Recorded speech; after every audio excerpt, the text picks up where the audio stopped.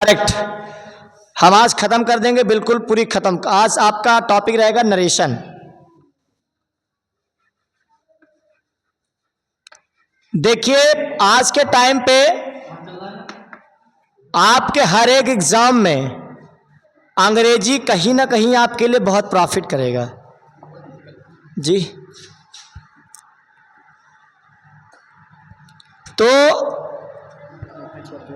Y we need to understand English language, हमारे लिए अंग्रेजी भाषा क्यों इतना प्रॉफिटेबल या क्यों हमें पढ़ना चाहिए। आप सब विषय पढ़ते हैं, एक ये अंग्रेजी एक भाषा है। तो हमारा इसका टॉपिक आज है नरेशन। आपको पूरा जान लगा देना, ध्यान भाई इसमें। नरेशन आपके लिए, the narration is not difficult for you, direct indirect आपके लिए कठिन नहीं है। पहले हम बेसिक से पढ़ेंगे आज। पर्सन मैंने बताया था, पर्सन होते हैं तीन। कितने होते हैं? तीन। एक होता है फर्स्ट, एक होता है सेकंड, एक होता है थर्ड। फर्स्ट पर्सन में आता है आई और मी, माइन, आवर, अस, ये है फर्स्ट पर्सन। और सेकंड पर्सन में आता है यू, योर, योर्स, और थर्ड में कोई चेंज नहीं होता है। पहले हम पढ़ेंगे असर्टिव।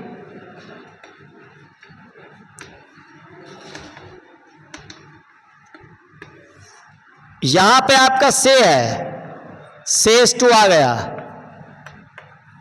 यहां पे क्या करेंगे हम? टेल्स। अगर आपका आ जाए सेज तो यहां पे आपका सेज उतर जाएगा। और अगर आपका सैड टू आ गया तो सैड टू को क्या करेंगे? टोल्ड में करेंगे। किस में करेंगे? टोल्ड में। और अगर केवल सैड आ जाए तो क्या करेंगे? केवल सैड को उतार देंगे। ये तो आपको असर्टिव में you have to follow this rule. दूसरा आपको कामा, इन्वर्टेड कामा को रिप्लेस करके या हटाकर दैट लगेगा। क्या लगेगा?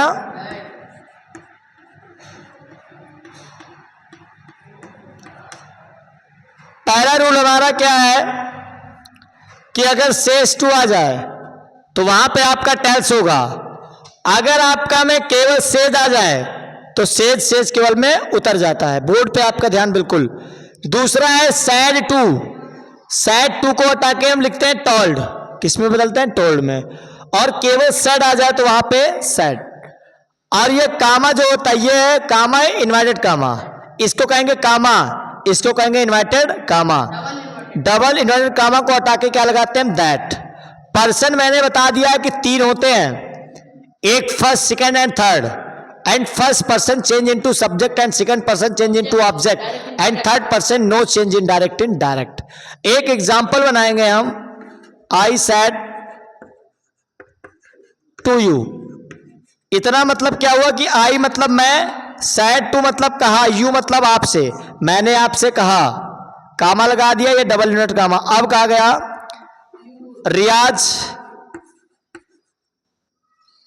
Is going, is going. अब देखो ये पहला वाला तो आपका रहेगा RV.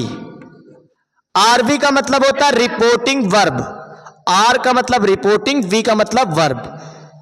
If you are reporting verb present और फ्यूचर टेंस, अगर आपकी रिपोर्टिंग वर्ब प्रेजेंट के किसी भाग में आती है या फ्यूचर के किसी भाग में आती है तो कोई चेंज, डोंट एनी चेंज। आई का क्या करेंगे? आई में। सैड टू को क्या करेंगे हम? पहले समझ लेने दो इन लोग को।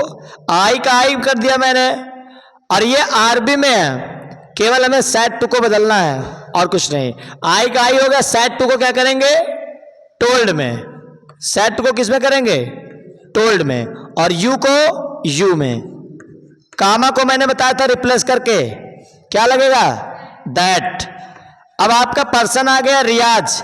रियाज का नाम है। जब किसी भी व्यक्ति का डायरेक्टली नाम ले लिया जाए तो वो थर्ड पर्सन, और थर्ड पर्सन को वैसे का वैसे उतारते हैं। रियाज का रियाज। और इजमार को बदल देते हैं वाज बियर में, रियाज के साथ वाज। और गोइंग का गोइंग। ये आपका नरेशन बन गया।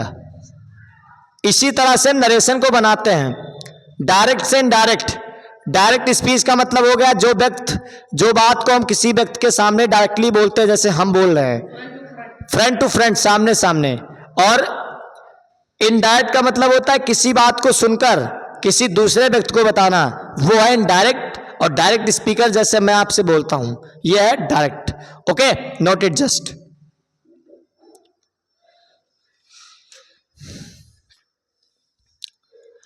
और देखिए एक और एग्जांपल लेते हैं। We sad. वी का मतलब हो गया हमने, सैड मतलब कहा कि you are good, you are good. इसका मतलब क्या हो गया, तुम अच्छे हो। अब देखो वी का तो वी ही उतर जाएगा, जैसे आई का आई हो गया, तो वैसे वी का वी। और सैड केवल है तो सैड का सैड होता है ना, सैड का केवल सैड। कामा को रिप्लेस करके दैट। यू है सेकंड पर्सन, ऑब्जेक्ट नहीं है तो ही हो जाएगा। और इजेमार को वाज में, गुड का गुड। चलो नोट कर लो इसको, फटाफट वर्क दे रहे हैं।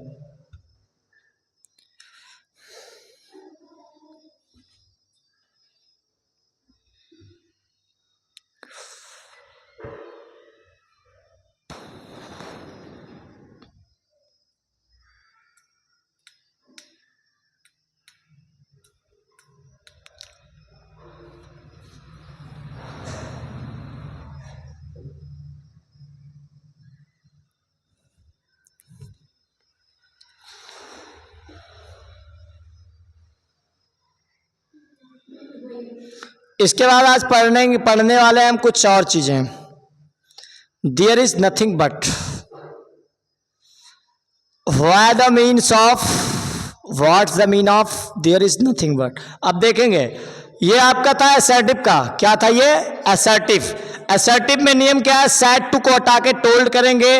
अगर सैड आ जाए तो सैड को केवल सैड में उतारेंगे, और अगर केवल सेज टू आ जाए तो वहां पे टेल्स, केवल से आ जाए तो वहां पे सेज उतर जाएगा। हो गया।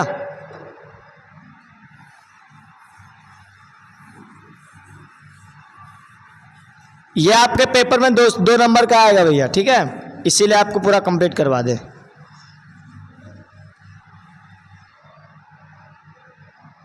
आज हम पढ़ेंगे यूज ऑफ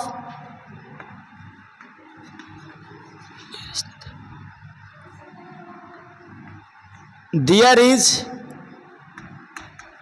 नथिंग।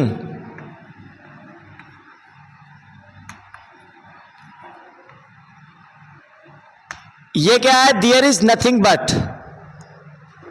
कहा गया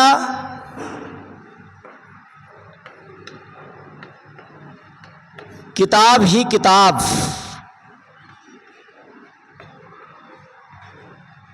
तो पहले आपको तो लिख देना है, पहले समझ लो। Use of there is nothing but, tense कहा गया किताब ही किताब, पानी ही पानी, गाड़ी ही गाड़ी।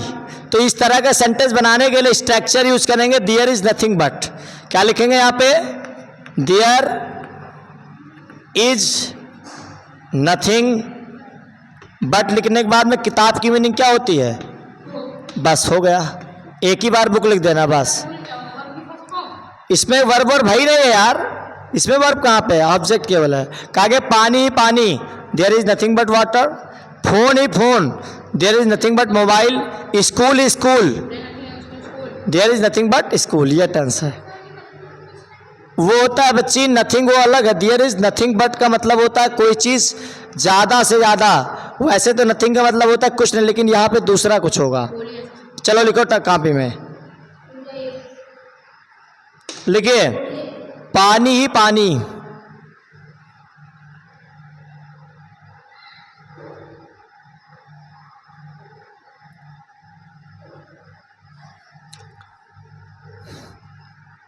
लिखिए कलम ही कलम। पहले लिख लो बाद में बना लेना क्या लिखना है। कलम ही कलम,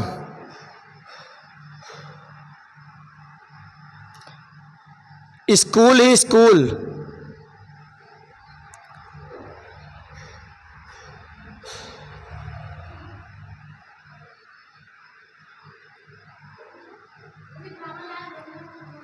आचू ग्रामर है क्या? ऑल गेम बच्चे ही बच्चे, ग्रामर तो रटी है, हमको पूरी किताब है।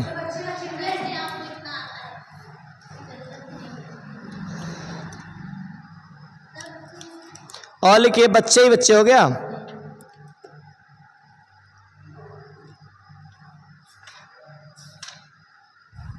सड़कें ही सड़कें,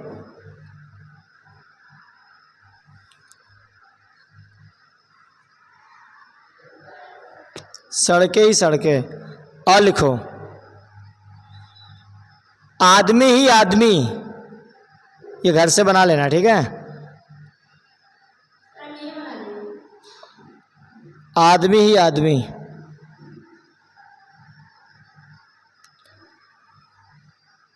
गाड़ी ही गाड़ियां, देखो गाड़ी ही गाड़ी। अगला लिखो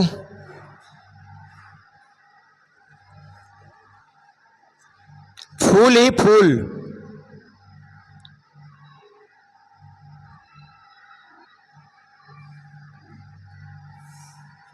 फिर लिखो विद्यालय में बच्चे ही बच्चे, दूसरा ये विद्यालय में बच्चे ही बच्चे।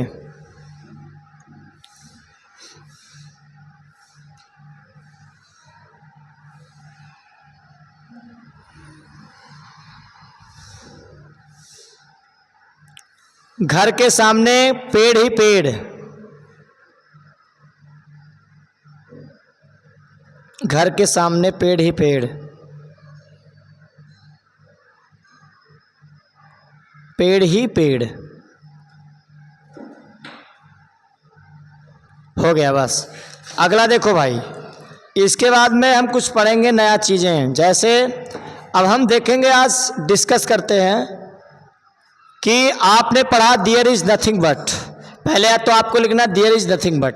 एक टेस्ट बताओ बेटा, खड़े हो, लिखिए स्कूल ही स्कूल, कपड़े ही कपड़े, क्लॉथ, वेरी गुड। बच्चे ही बच्चे, पहले लिख दो, ये बोल दो, हाँ children, very good. There is nothing but children, तुम बताओ, स्टैंड अप। लिखिए कार ही car, but car, very good. खड़े हो पीछे, पंखे ही पंखे, वेरी गुड, सही है। आगे ये, तो ये है देयर इज नथिंग से बनने वाले सेंटेंस, केवल आएगा देयर इज नथिंग बट लिख दो, आगे उतार दो, ठीक है? कॉपी करो और वाक्य लिखो, बोलना है। नरेशन दे दे, घर से बना लेना ना आप लोग। There is nothing but tree, और घर के सामने फ्रंट होम। चलो लिखो, नरेशन दे रहे हैं, बना लेके आना सबको।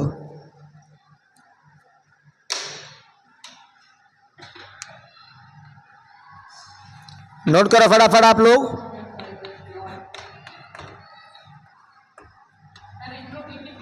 नहीं, असर्टिव केवल।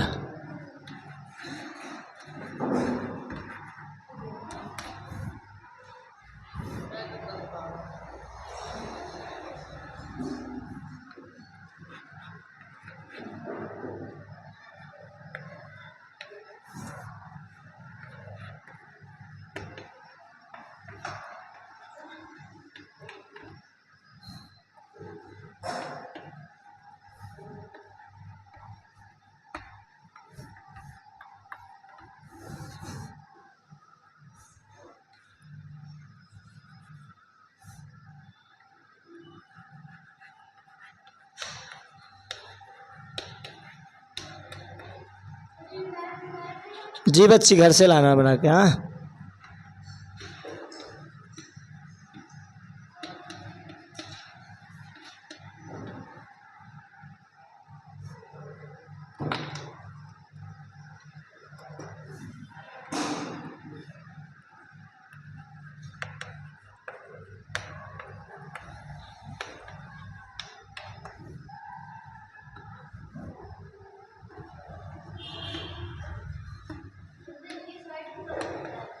हाँ बच्ची, ही के बाद राइट्स, WRITES।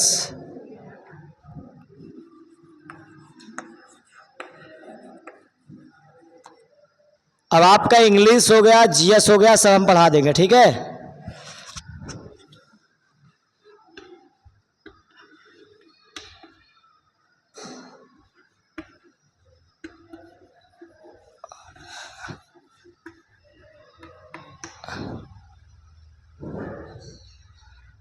पांच बना लेना, ठीक है।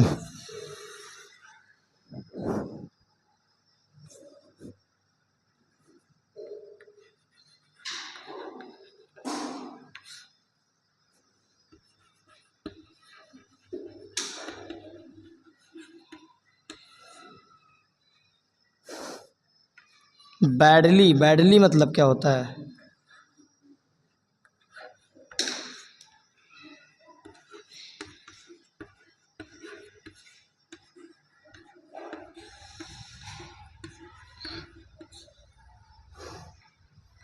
कीप ऑन का मतलब क्या होता है?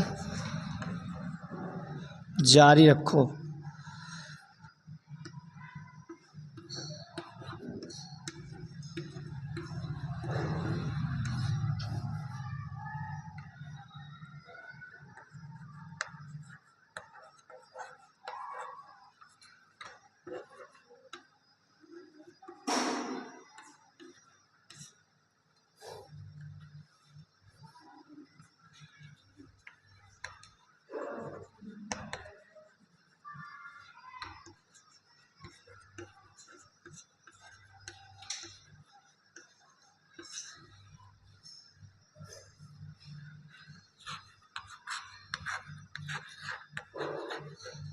यूज़फुल का मतलब बताओ।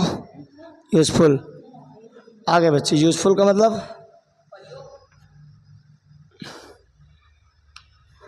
लाभदायक।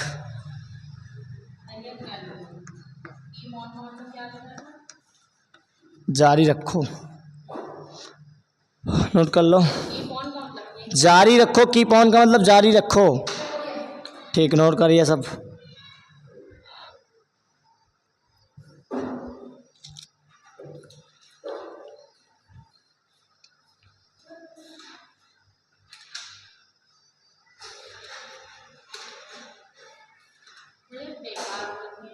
जी, बेकार, यूजलेस। यूजलेस का मतलब होता है बेकार, किसी चीज़ को खराब कर देना। USELESS।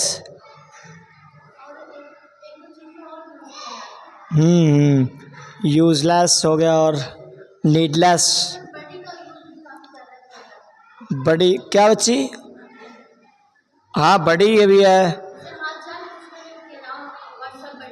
हाँ, व्हाट्सअप बड़ी सही है, बहुत वर्ड्स है का। नहीं, वो बैड मतलब होता है बुरा, लेकिन बैडली मतलब होता है बुरी तरह से। हाँ, अलग अलग से है ना। कहा गया यू आर वेरी बैडली, आप बहुत खराब हैं, या यू आर वेरी यूजफुल, आप बहुत लाभदायक।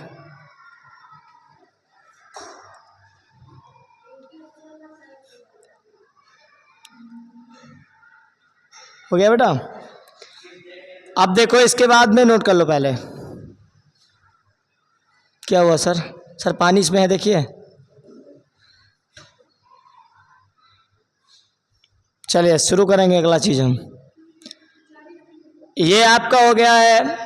आज मैंने आपको असर्टिव का नरेशन बताया है, कल आपका इंटेरोगेटिव आएगा, परसों इंपरेटिव, 3 से 4 दिन में नरेशन फिर से पढ़ा दे। ये नरेशन 5वीं बार मैं आपको पढ़ा देता हूँ, ताकि आपके दिमाग में यहाँ पढ़ने के बाद में आपको कोई डाउट ना हो। आप कोई भी आपसे क्वेश्चन करें तो आप फटाक से आंसर दें उसका। इसीलिए मैं बार बार इस चीज़ को बता देता हूँ, नरेशन आपके लिए ज़रूरी चीज़ है। फिर आपका चलेगा इसके बाद सिंथेसिस।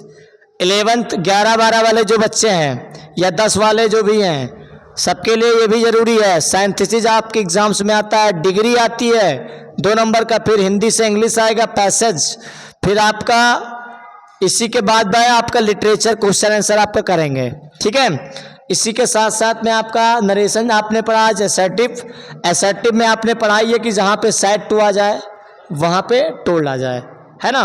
आइए सर आप करिए, और साथ ही साथ आप सब मेहनत करिए, पढ़ाई करिए, आपके लिए बेटर है। लाइव वाले बच्चे बहुत अच्छा, थैंक यू।